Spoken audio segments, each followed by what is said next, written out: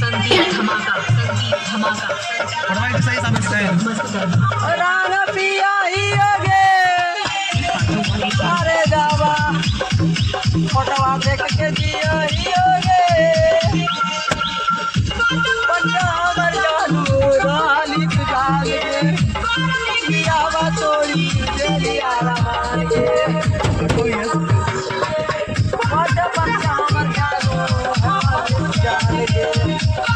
के आवा तोड़ी जलिया रमान के दिलवासिया ही होगे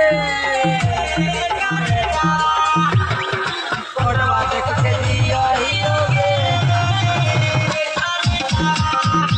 राना पिया ही होगे फोटवा देख के जिया ही होगे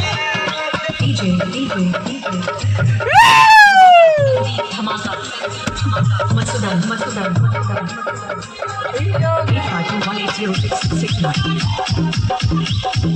फोटवा देख के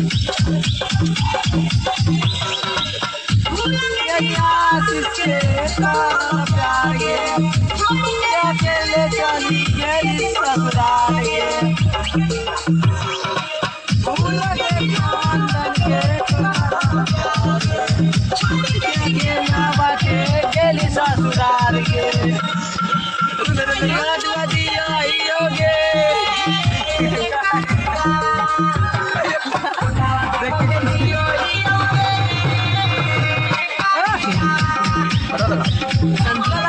पिया ही होगे